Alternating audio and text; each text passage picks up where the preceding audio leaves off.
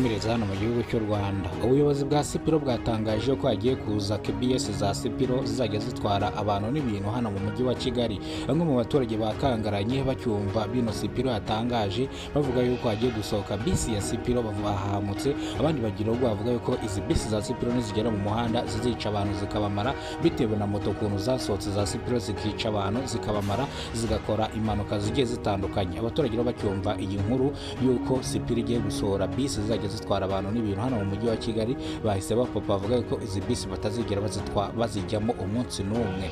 Rero ubuyobozi bwa Sipiro bavuga ko zino bisi zigiye gusohoka ariko zikazabanza gucekwingwa, bavuga ko zizasohoka muri mwaka wa 2027. ubu ngubu zakozwe ariko ziri gukorerwa igenzura kugira ngo barebe udukosa twagiye tubamo dukenya bagende badukosora. Bityo rero abantu bazagenda muri izi KBS bavuga yuko, cyangwa ubuyobozi bwa Sipiro bavuga ko izi KBS zizaba zikoze kandi zikoranye ikoranabuhanga kandi zimeze neza. Bavuga ko abashoferi bazatwara zino modoka za KBS bazajya baba barabihuguriwe kandi barabitorejwe. Ubuyobozi bwa Sipiro bavuga ko izi KBS nizisohoka zizaba zubahirije ibisabwa, zizaba zifite feri, zizaba zimeze neza, bivuze ngo n'abashoferi bazazitwara bazaba badasanzwe, bazaba barazihuguriwe. Bityo rero ubuyobozi bwa Sipiro bwagaragaje bisi buzasohora nk'uko uri kureba kuri kamera zawe za Kidasamura TV Rwanda. Iyo ni KBS izasorwa n'ubuyobozi bwa Sipiro bitarenze umwaka wa 2027 nibwo iyi bisi izasohoka mu mujyi wa Kigali ikajya itwara abantu n'abantu. Abaturage ntago bemeranwa n'ubuyobozi bwa Sipiro, bavuga yuko na moto za Sipiro ari ibibazo, bagiye kuzana na bisi ya Sipiro.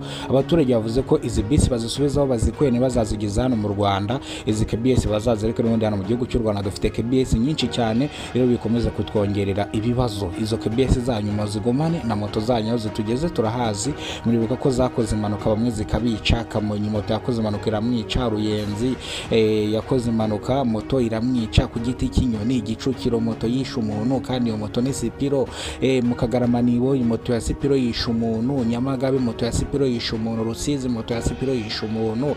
Reka izi modoka za Sipiro muzihagarike ntimuzazisohore rwose niba mudashaka kwivugana abanyarwanda benshi. Ubuyobozi bwa Sipiro bwahumurije abaturage buvuga yuko izi modoka za Sipiro zizaba zujuje ibisabwa kandi abashoferi bazazitwara bazabanza bahugurwe amezi 5 yo kuzajya batwara zino modoka, bereka uburyo bazajya bazitwara.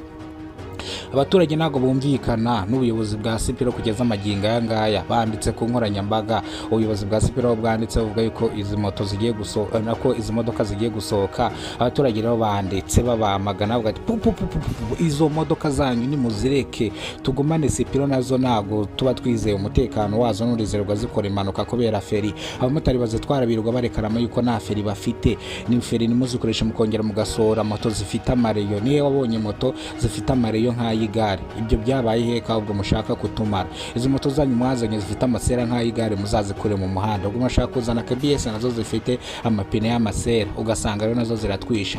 Turabiyamye di ubuyobozi bwa Sipiro mwebwe mugumane ibyanyu, muturekere moto tubarizo twemera tugendeho, kuko n'ubundi muri iki gihe risase zuriye izi moto nizo ziri kuturwanaho zikadutwarira make. Ariko nanone tutirengagije yuko zikora impanuka tugahita tubaburira ubuzima.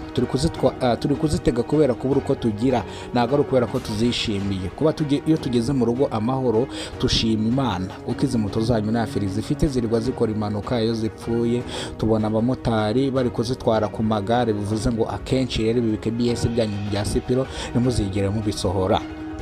Ukuri kwa nyako ubuyobozi bwa Sipiro bwagaragaje buvuga yuko abamotari impamvu bagiye bakora impanuka kenshi no kubera ko batari bazi yuko izi feri zizi moto iyo amavuta ashijemo zidafata. Ubwo abamotari bazitwaraga nago bitaga kureba yuko amavuta ya feri yashijemo, kuko iyo yashijemo nago zino moto feri zifata.